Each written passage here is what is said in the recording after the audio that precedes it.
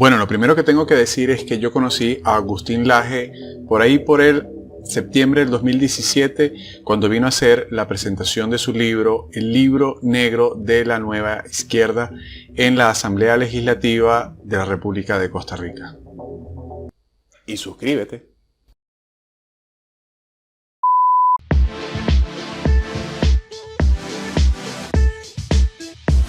Amigos y amigas, ¿cómo están? ¿Cómo les va? Espero que estén súper bien. Yo muy bien, pero se puede estar mejor.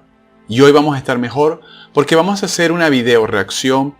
Un video que nos pidieron, si mal no recuerdo fue Nikita, que nos los pidió en una historia de Instagram.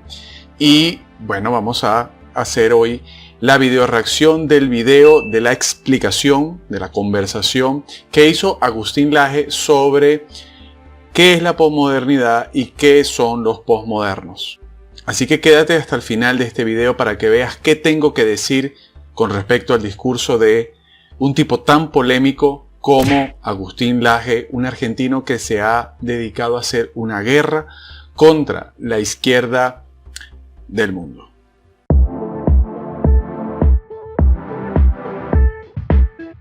Voy a empezar con lo más difícil, que es qué es el posmodernismo. A mí me gusta, digamos, aclarar antes que nada que hay dos abordajes. Un abordaje filosófico y otro abordaje sociológico. Filosóficamente, el posmodernismo es una corriente de pensamiento asistemática, no es una escuela, es un conjunto de autores más o menos de la década del 70, 80, 90 del siglo pasado, que tienen nombres muy conocidos como Michel Foucault, Jacques Derrida, Gianni Battimo, Deleuze, Guattari, en algún sentido Baudrillard, aunque también ha sido, a mi juicio, es crítico, Baudrillard, Richard Rorty.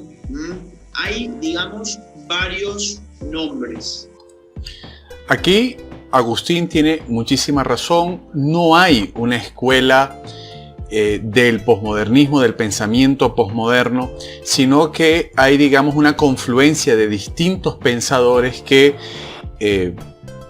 unidos culturalmente, unidos en una pequeña época, quizás podríamos decir mediados del 60, o si quisieran poner algún tipo de fecha, podríamos decir incluso a partir del Mayo francés, donde se comienza a confluir una serie de planteamientos, sobre todo franceses, de filósofos franceses, donde van a plantear una ruptura o a veces un distanciamiento con respecto al pensamiento moderno que abrió René Descartes con el discurso del método y su famoso lema escrito: pienso, luego existe.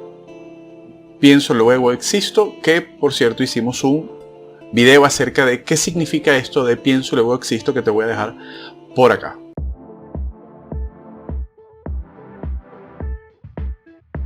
En clave filosófica, el posmodernismo es un rechazo a las grandes categorías de la modernidad. ¿Cuáles son las grandes categorías de la modernidad que rechaza el posmodernismo? Varias. La categoría de sujeto.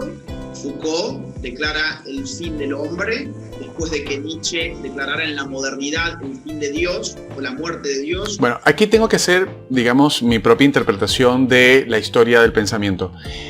Si bien es cierto, él está arrancando con Foucault, en el sentido de la posmodernidad, siempre he explicado en muchos videos y en mi página web que para mí el pensamiento posmoderno comienza con Nietzsche. Nietzsche para mí es, digamos, el primer posmoderno. Aunque, digamos, después, esos 50, 60 años después de su muerte, es que comienza a haber un auge con respecto a esta, digamos, este resquebrajamiento de esas grandes categorías. Nietzsche es el que va a hacer, digamos, a través de su genealogía, estamos hablando del último Nietzsche, a través de su genealogía de la moral, incluso, bueno, si quisiéramos ver algunos textos del principio de su obra, como por ejemplo el que aborda la historia, que hice un video con Lucas con respecto a esto,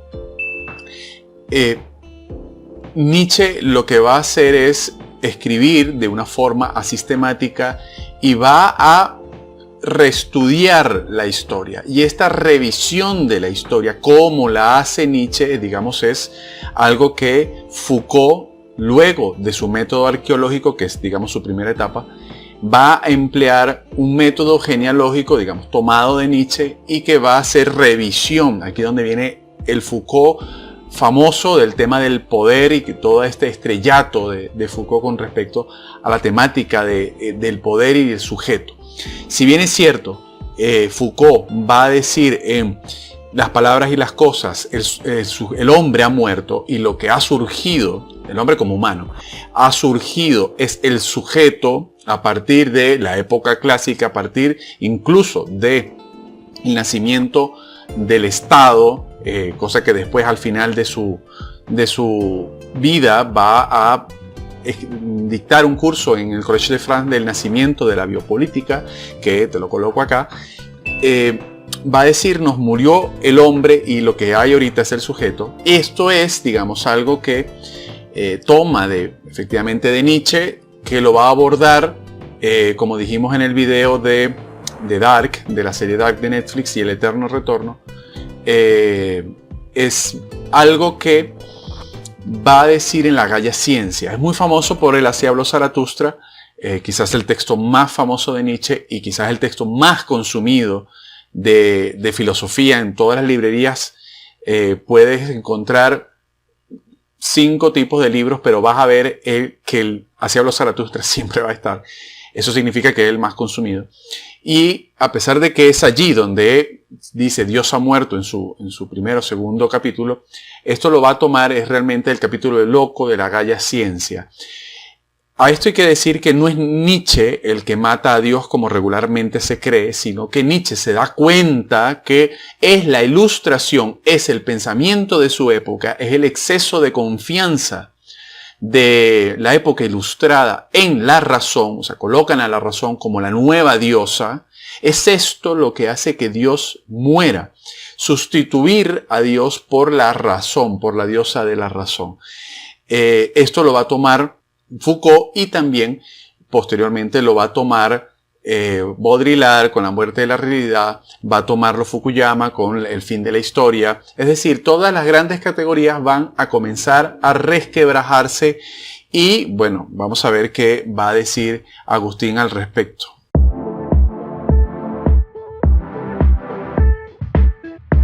Lo que Foucault va a decretar para la posmodernidad es la muerte del hombre, la muerte de la realidad. Ya no hay realidad, sino que hay simulacros.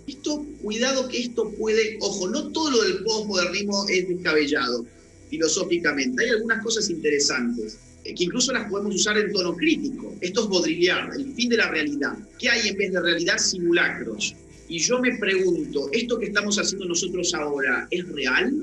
No sé, está demasiado mediatizado, ¿no? Esto está, digamos, yendo por una pantalla, conectándose a internet. Hay una realidad, pero que está dada vuelta y que está operando a través de algoritmos y estamos operando a través de toda una maquinaria que no es la realidad pura, es una realidad totalmente mediada por la tech. Bueno, no me quiero extender, pero el fin de la realidad, el fin del sujeto, el fin de los grandes relatos. Esto es Lyotard, otro de los grandes autores posmodernos que no había mencionado. Lyotard va a decir, bueno, ¿qué es la posmodernidad o qué es el posmodernismo? Es el fin, es el cierre de grandes relatos occidentales como el marxismo, el capitalismo liberal o la ilustración liberal, digamos, y el cristianismo. Entonces hemos visto que estos grandes relatos sobre los cuales estructuramos nuestra experiencia social, política e individual durante varios siglos han llegado a un momento en que no se pueden sostener más y ahora estamos viviendo los pequeños relatos en forma de, por ejemplo, feminismo. Claro, antes tenías la clase obrera universal y ahora tenés los movimientos de los travestis, ¿no? O sea, cuidado, es interesante porque uno tiende a rechazarlo de inmediato, pero esto es lo que estamos viviendo hoy. O sea, es un buen diagnóstico, no es un mal diagnóstico.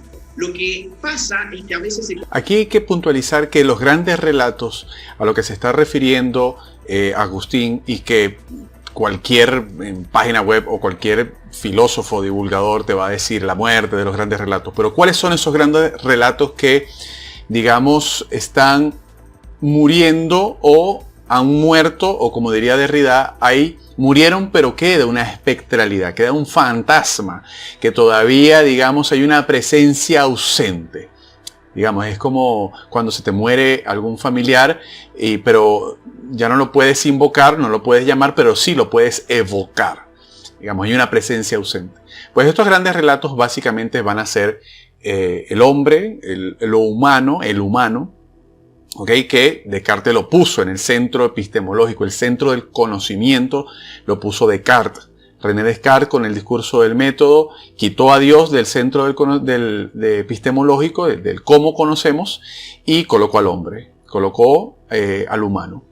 Eso hizo que, digamos, siempre digo lo mismo, no solamente, digamos, hizo que en las artes se erigiera el David de Miguel Ángel, sino que también ya no pintaban a la Virgen, sino que pintaban a la Gioconda, a la Mona Lisa, ¿verdad? Ya es el humano lo que está en el centro de la sociedad, como motor de la historia. Que por cierto, siempre se le recrimina a Fukuyama que en el texto de El fin de la historia, que esto lo toma, es de Hegel, del fin de la historia, y el que le da el fin a la historia pues es el mismo Hegel, ¿verdad? El otro gran relato que muere es Dios. Por eso Dios ha muerto, porque hay una desconfianza, ¿verdad? En el relato divino se resquebraja porque ya no lo necesitamos, porque tenemos autonomía de la razón. Esto es la ilustración. ¿Okay? Tenemos que ubicarnos y contextualizarnos en dónde está viviendo Nietzsche.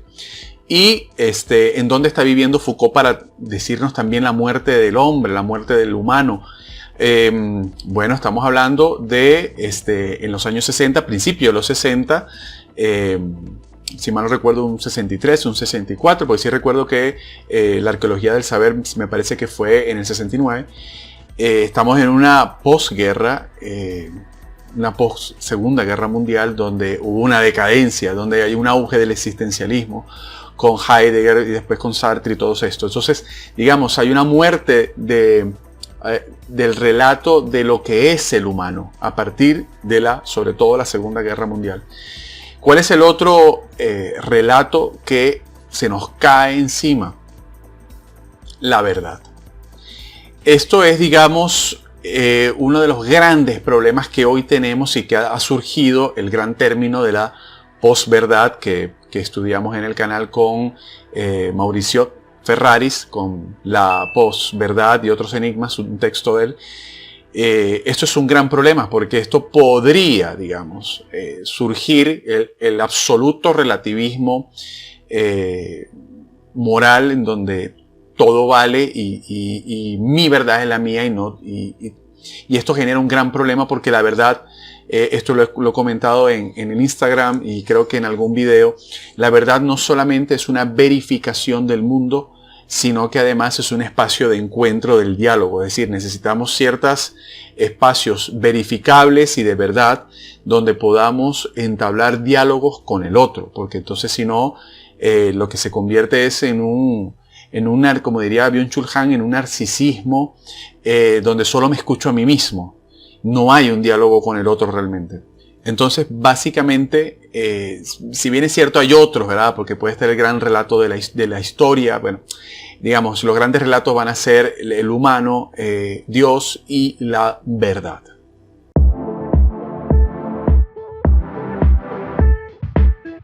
Lo que pasa es que a veces se confunde la filosofía posmodernista con la forma de vivir en clave posmoderna.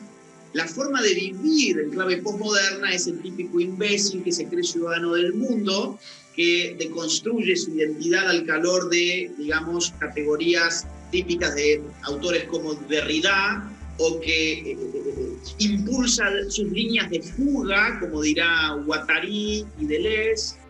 Bueno, aquí tengo que hacer una aclaración, y es que Derrida nunca habló acerca de la deconstrucción del género. Digamos, eso es... Yo siempre, incluso creo que esto lo he comentado con Jorge en Límites Postmodernos, cada quien que se apropie del filósofo como quiera, pero tiene que haber, digamos, de parte del que está utilizando el filósofo, decir, bueno, hasta aquí escribió el filósofo, a partir de aquí es mi interpretación. Derrida, que lo hemos estudiado, lo seguimos estudiando en el canal, no tiene, digamos, un texto que hable acerca de la deconstrucción del género o de las nuevas masculinidades o de los feminismos. De hecho, vemos cómo la izquierda se ha apropiado, por ejemplo, de Foucault o de Derrida, y más bien Foucault y Derrida se desmarcaron de la izquierda después de, sobre todo, el Mayo francés, y después de ver el comunismo soviético, que era lo que estaba haciendo, e incluso Foucault, en algún texto, me parece que en las clases de Defender la Sociedad, me parece que es allí donde dice, puedo hablar de la izquierda y el comunismo, más no lo que está pasando en China. Digamos, él todavía tiene cierto respeto y se concibe y se, digamos, enmarca solo en una historia occidental.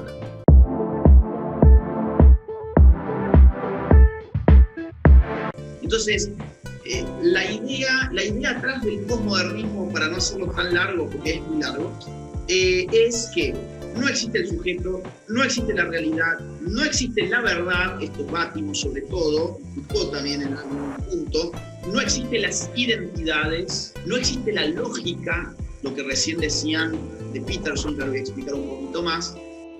Bueno, aquí los seguidores de Wittgenstein se morirían de un infarto. Y que vivimos en un mundo además que está construido por el discurso. Y como el discurso, a ver, este mundo es un texto, pienso en Derrida, el mundo es un texto, los textos se pueden deconstruir, la realidad se puede deconstruir, somos efectos del discurso, yo puedo jugar con los discursos, y más aún la filosofía tiene que jugar, esto es Deleuze, tiene que jugar armando nuevas categorías para reconfigurar una nueva forma de ver el mundo, una nueva filosofía es una nueva forma de vivir. Bueno, aquí, a ver, Derrida dijo de la gramatología, que es un texto que estamos estudiando paso a paso, capítulo por capítulo en el canal, sí dijo, no hay nada fuera del texto, pero no dijo el mundo es un texto.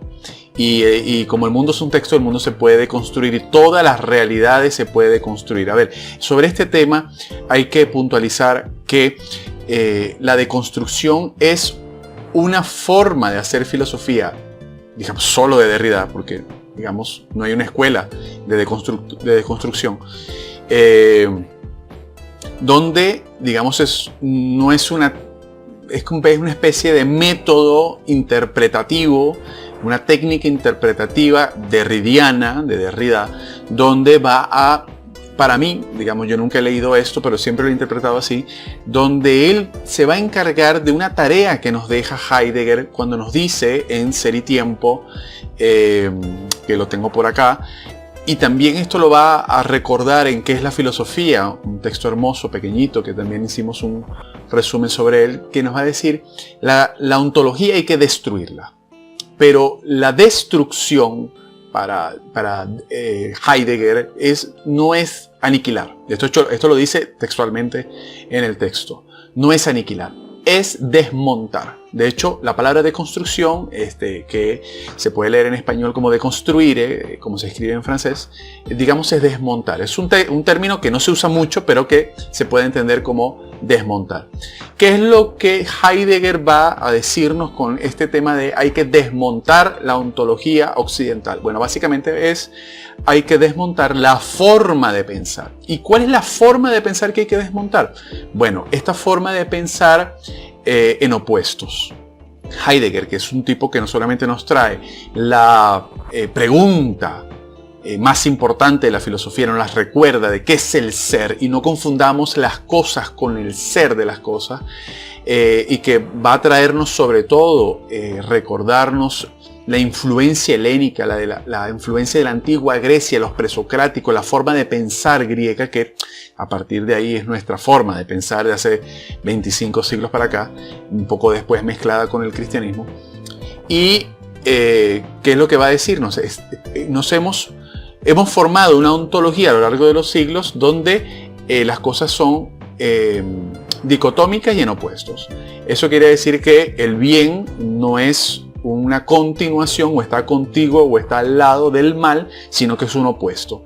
El día es un opuesto de la noche, el día no está al lado de la noche o que es posterior, sino digamos es un opuesto, están de espaldas inclusive. Más bien lo que Derrida, Heidegger va a decirnos es que necesitamos reencontrarnos con una forma de pensar sincrónica. ¿Qué quiere decir esto? Bueno, que lo que pasa es que esto genera, digamos, y esto Derrida lo empujó hasta el final, hasta el límite, tendríamos que pensar que las cosas pueden ser y no al mismo tiempo. Esto para nosotros es muy difícil de pensar porque estamos acostumbrados a que es de día o de noche, pero digamos a las 6 de la tarde no es de día ni de noche, es un entre, es un ambos, ¿verdad? Entonces estamos de día, pero está finalizando el día, pero está comenzando la noche y digamos aquí hay un punto de convergencia o un punto de encuentro. Entonces bueno, aquí digamos con este ejemplo sencillísimo que estoy diciendo, es un poco lo que Heidegger a manera muy sintética y muy reduccionista trata de mostrarnos. Necesitamos encontrar una nueva forma de pensar. Va a decirnos Heidegger, bueno, vamos a encontrarla en la poiesis, en la creación, en la poesía, pero no en la poesía literaria como nosotros la entendemos, sino en una forma de pensar creativa. Y efectivamente, digamos, a partir de allí estamos ubicados, piensen que Heidegger se muere en los 70, fue acusado de ser nazi, que esto lo hablé con Lucas en Las palabras y los productos, si era nazi, si no era nazi, qué importancia tiene esto. Entonces, digamos, estamos ubicados en un personaje que está desde el 30 muy activo, finales del 20, 30, hasta los 70. ¿Qué es lo que va a hacer Derrida? Pues encargarse de esta tarea de desmontar la forma de pensar que nosotros tenemos. Por eso es que Derrida va a ver siempre las famosas aporías, es decir, las paradojas.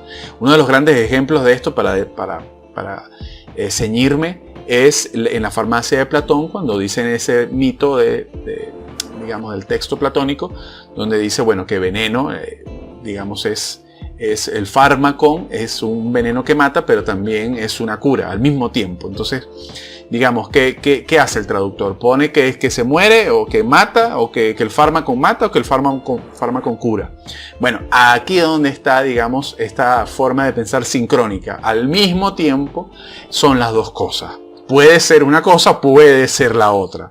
¿Ok? Entonces, más o menos por aquí va el tema de la deconstrucción. Y es una actividad netamente lingüística.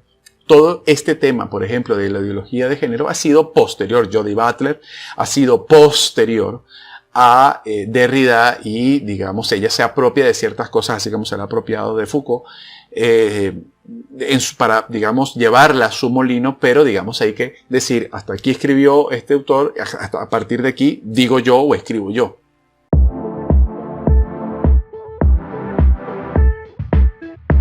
Con nuevas palabras, nuevos conceptos, por eso es ilegible. Generalmente son muy difíciles de leer los postmodernos porque es una fauna categorial totalmente nueva y a veces incluso bizarra. Ahora bien, eso desde el punto de vista de lo filosófico. La forma de vivir postmoderna es más o menos lo que les decía recién. Bueno, si no hay verdad, entonces abrazo el relativismo moral. Si todas las culturas valen lo mismo, entonces ¿a mí de qué me sirve afirmar mi identidad cultural? Yo ya no tengo nación, no tengo patria, no tengo familia, soy un ciudadano del mundo, ¿sí? No existe más el hombre en clave biológica, por ejemplo. Bueno, entonces, ¿qué función cumple el sexo? Ninguna. Entonces puedo ser lo que yo quiera, ¿te das cuenta? O sea, cómo uno puede engarzar políticamente y entender la forma de vivir postmoderna con estas teorías. Bueno, pero esto, digamos, no lo escribieron los famosos autores postmodernos que él citó y de los que hemos hablado. Digamos, esto ha sido posterior. Esto ha sido, digamos, las lecturas que se les han dado posterior a ellos y que se interpretan y que más bien han llevado un extremo el tema de la posmodernidad. Es muy cierto, es muy peligroso este tema del relativismo moral porque no todo vale lo mismo. y no siempre mi verdad es solo para mí. ¿Por qué? Porque necesito un encuentro con el otro, necesito el diálogo, necesito de la prudencia, la frónesis aristotélica, necesito del encuentro con el otro, Levinas, de Byung-Chul Han. Es decir, necesitamos siempre estar tendiendo puentes al diálogo, al plurílogo, hoy más que nunca con, digamos, el tema democrático.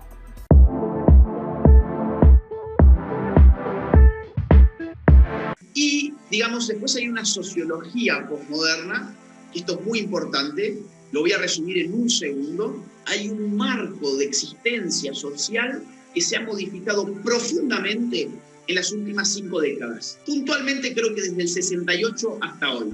¿Qué ha modificado? ¿Qué se ha modificado? 3 cosas por lo menos. En la economía hemos pasado de un modo de producción industrial a un modo de producción postindustrial. Ya no predomina la economía de los bienes pesados, de los bienes tangibles, materiales, sino que lo que predomina es el sector de los servicios. El 80% de la actividad económica norteamericana, o también española o británica, por ejemplo, se explica por el sector de los servicios. ¿Qué significa? Hacemos cosas que no vemos, intangibilidades. Eso implica, digamos, una nueva forma de ver el mundo, obviamente. No voy a extender más.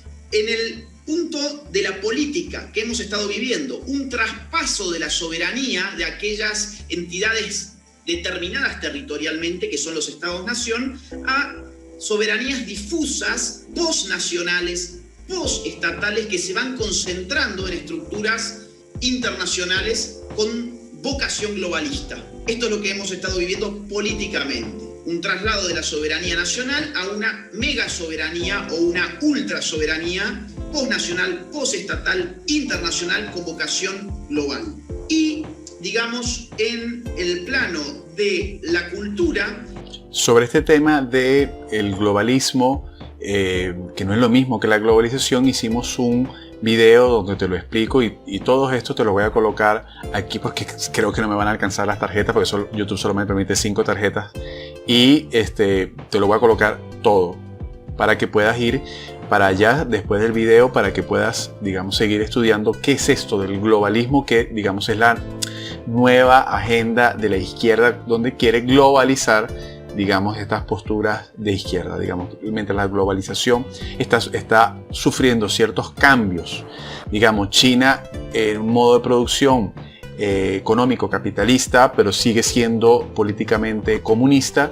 Digamos, se está avanzando hacia un capitalismo, ha avanzado hacia un capitalismo salvaje, digamos, y que en esa colada se han metido, por ejemplo, Vietnam y otros países asiáticos donde han visto que tienen que abrirse al capitalismo para poder generar riquezas a sus pueblos, pero mantienen una política comunista y vemos posturas como las recientes que hizo Trump para hacer un comunismo patriótico, es decir, como él lo denominó, es decir, vamos a hacer, digamos, a rearmar el capitalismo, pero vamos a traer las las viejas empresas, vamos a traer a nuestras empresas a casa, digamos, al país, vamos a tratar de competir sanamente, digamos, con los grandes mercados, que eso es China. Hemos vivido la revolución de Internet. La posmodernidad es la revolución de Internet, donde la cultura filtra absolutamente toda nuestra existencia y la infraestructura de nuestra sociedad ya no es material, ya no es económica, sino que está hecha de datos, información y comunicación. Estamos viviendo una nueva era, un nuevo mundo, y ese mundo se llama, o se lo puede llamar, de muchas formas se los ha llamado, pero una de las propuestas es llamarlo la sociedad posmoderna. Y respecto de Peterson, cierro con eso rapidísimo.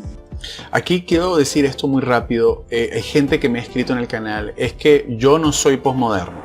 Bueno, hay que diferenciar a los filósofos, a los pensadores posmodernos, a los que han seguido esa línea, y que en última instancia estamos en la era posmoderna, nos guste o no. ¿Por qué? Porque todos estamos en esta misma época donde concebimos digamos, resquebrajamiento de los grandes relatos. Todos estamos inmiscuidos ahí y todos vivimos de cierta manera esta forma posmoderna de vivir.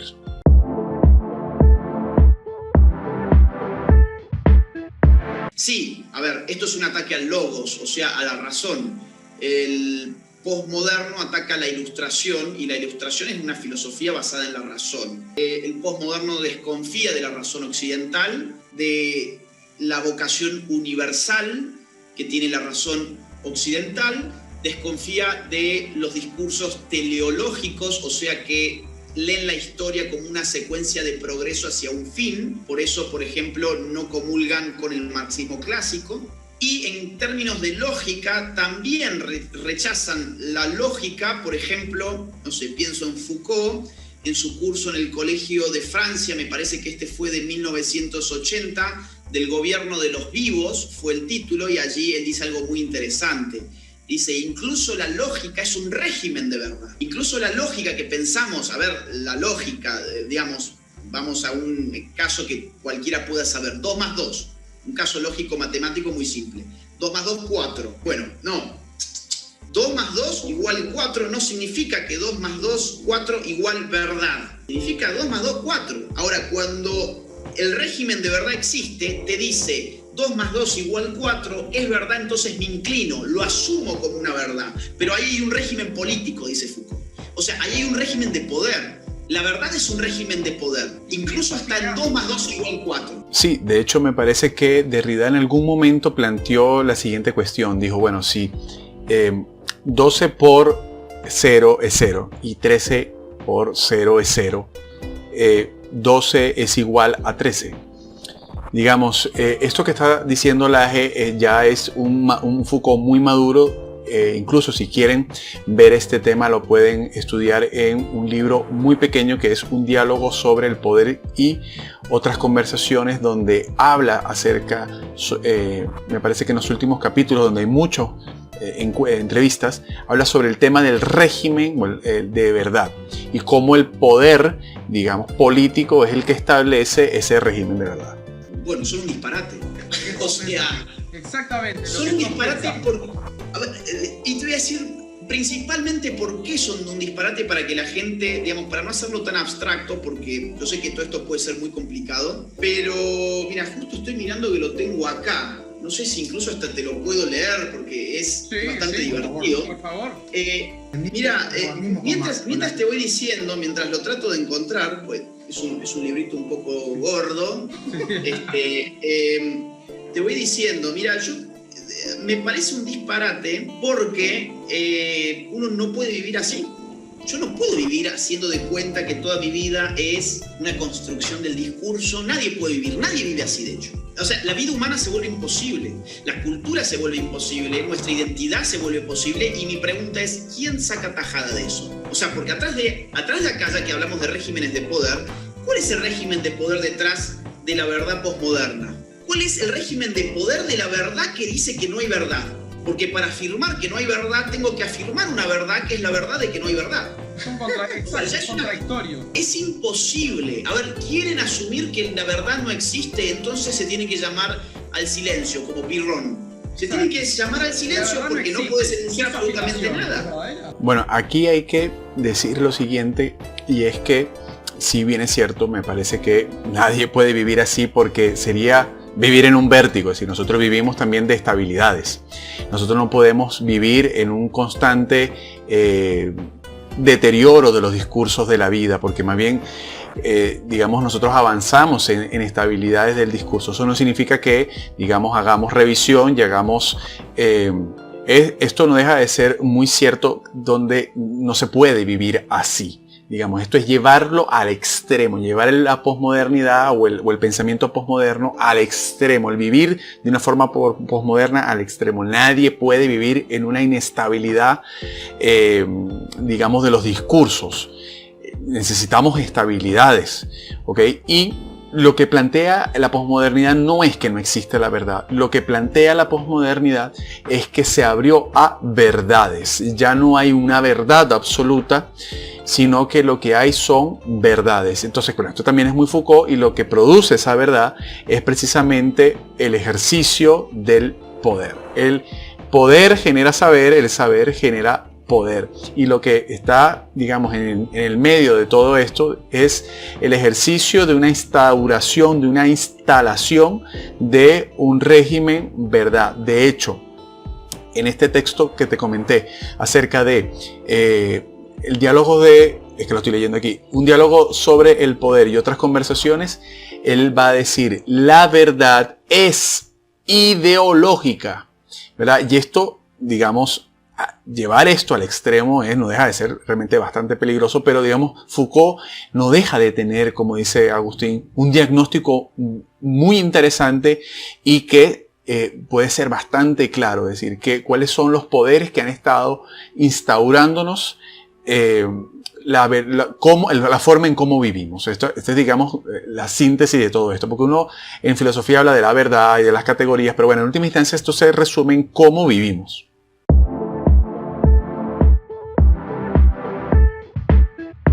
Por eso yo creo que estas filosofías postmodernas no son desconstruccionistas.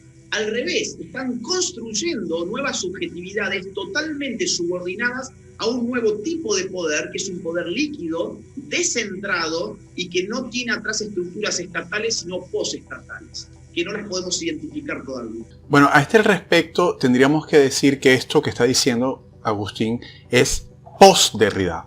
De hecho, es tanto así que una de las críticas más notables que he escuchado en la academia con respecto a Derrida es que, digamos, después de la gramatología, digamos su texto cumbre o más sistemático, va a decirnos que todo lo va a llevar hacia lo espectral, es decir, todo lo va a desconstruir tanto, todo lo va a desmontar tanto, que lo que va a hacer es que va a resquebrajar tanto las fisuras de los textos, porque Derrida, recuerden, siempre va a ir a un texto y va a analizar y va a interpretar la lingüística desde el punto de vista lingüístico y desde el punto de vista hermenéutico, es decir, interpretativo. Va a abrir tanto las fisuras de los textos y va a mostrar de una manera tan contundente que no hay una voz en un texto, sino que hay muchas voces y que además en los textos hay, digamos, aporías, hay paradojas, como por ejemplo cuando hablamos en el video de Dar el Tiempo, que hablamos del primer capítulo, donde la madame dice, el rey toma todo mi tiempo, el resto lo dedico al orfanato. Bueno, si tomó todo tu tiempo, ¿dónde está el resto? ¿Verdad? Todo este tipo de aporías o de paradojas escritas, recuerden que, digamos, si algo va a colocarnos en el centro, Derrida no es el logos, que hay una mala traducción, logos no es razón. Logos en última instancia es cosecha y debería ser la cosecha de la aletheia, del desmontaje, del descubrir, ¿verdad? Aletheia, que es lo que se tradujo como verdad. Va a llevarlo tanto al extremo que todo lo va a volver cenizas. Derrida todo lo va a volver ceniza. Entonces Derrida no está planteando en su filosofía, en ningún texto está planteando una reconstrucción después de la deconstrucción. Digamos, esto ha sido una, digamos, ¿por qué no decirlo así? Una postura ideológica post-derridiana que está tratando de reconstruir categorías a partir de lo que Derrida trató de mostrarnos, de diluirnos en última instancia. Pero esto es post-Derrida. Y con el tema de esto líquido, digamos, esto obviamente está refiriéndose a Zygmunt Bauman y estoy en deuda con el canal, estoy en deuda con ustedes porque esto es un texto, La modernidad líquida, que siempre he querido abordar en el canal, solo que tengo tantos libros abiertos en el canal que quiero cerrar alguno de los libros para poder abrir La modernidad líquida de Zygmunt Bauman. Muchas gracias por haberte quedado hasta el final de este video. Si fue así y te gustó, pégale un like, me ayuda muchísimo y déjame en la caja de comentarios tus dudas, tus comentarios, tus reflexiones. Esto es un diálogo entre nosotros dos. Así como trato de aportarte valor con la divulgación filosófica, me encanta que me aporten valor ustedes en los comentarios con sus perspectivas, con sus dudas, sus preguntas, para poder entre nosotros hacer un diálogo aquí en el canal. Recuerden, esto es una red social, a veces podemos intercambiar ideas y pareceres y poder dar más valor a este video. Todos mis videos y artículos en el blog es posible gracias a las colaboraciones de mis mecenas en Patreon. Gracias a todos mis mecenas que me permiten crear contenido filosófico para todo el mundo. Y si tú valoras mi trabajo, te invito a que puedas colaborar conmigo en la divulgación filosófica a través de mi plataforma de Patreon. Es muy sencillo y puedes darte de baja cuando quieras. Te dejo acá el link, como también en la descripción, para ser mi mecenas y seguir generando mucho valor para ti y todos los que quieren disfrutar de contenido cultural.